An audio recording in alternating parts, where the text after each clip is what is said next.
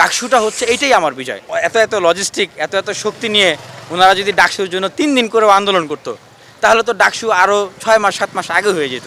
আমি যখন অনশন করেছি, অবস্থান করেছি, তখন সেখানে অনেক বেশি লোকজন ছিল তা না, কিন্তু সব শিক্ষার্থীদের, সচেতন শিক্ষার্থীদের সমর্থন ছিল। এখন আমাকে অনেকেই প্রশ্ন করে যে ভাই, এখন তো অনেক বড় বড় ক্যান্ডিডেট, অনেক বড় বড় সংগঠন, অনেকেই শোডাউন দিচ্ছে, অনেকেই প্রচারণা করতেছে, অনেকেই প্রেস ব্রিফিং করতেছে।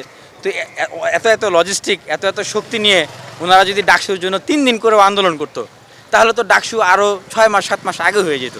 তো এখন তো নির্বাচনে আসছে, এখন নির্বাচনে জেতার জন্য ওনারা যেভাবে ওনাদের সব কিছুকে এখানে ইনভেস্ট করতেছে, তাহলে আসলে এটা বাস্তবতা। তা আমি আমার জায়গা থেকে আসলে আমি সেইভাবে মনে করি, আমি মনে করি যে হ্যাঁ, এটা একটা পরিবেশ উন্মুক্ত হয়েছে। ডাকসুটা হচ্ছে এইটাই আমার বিজয়। আমি যখন আন্দোলন করেছি ভাই, আমি তো এখনও তো আমি বলতে পারি না যে আমি ডাকসু নির্বাচনে বিপি ক্যান্ডিডেট, আমি জিতে আসবো, কিন্তু আমার প্রত্যেকটা কথা, আমার প্রত্যেকটা অবস্থান, শব্দ, বাক্য আপনারা ক্লোজ করে দেখবেন যে আমি কখনোই মানে ডাকসুর বিপক্ষে বা কখনোই আমি যে মানে গলার নরম সুর করে ফেলেছি এরকম কিন্তু না। আমি সবসময় বোল্ডলি ডাকসুর পক্ষে কথা বলতেছি।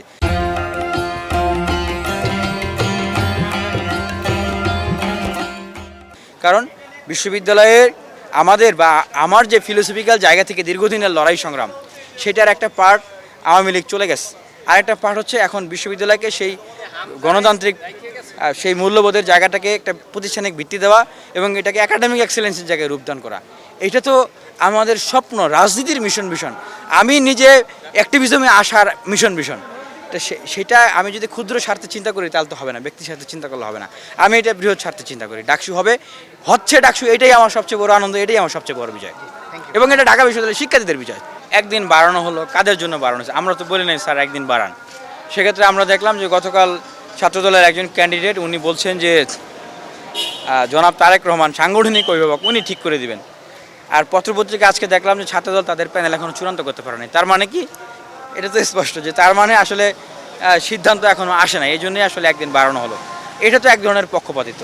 এখন ছাত্রদলের ভাইদের উদ্দেশ্যে প্রশ্ন, আপনাদের প্যানেল যদি আপনাদের সাংগঠনিক অভিভাবক, যিনি রাজনৈতিক দলের নেতা, রাজনৈতিক দলের ভারপ্রাপ্ত চেয়ারম্যান, তিনি যদি ঠিক করে দেন, তাহলে ডাকসুতে আপনারা যদি নির্বাচিত হওয়ার পরে ডাকসুর কার্যক্রম কিভাবে চলবে সেটা কে ঠিক করে দেবে? সেটাও কি ওনারা ঠিক করে দেবেন? আপনারা স্বাধীনভাবে সিদ্ধান্ত নিতে পারবেন?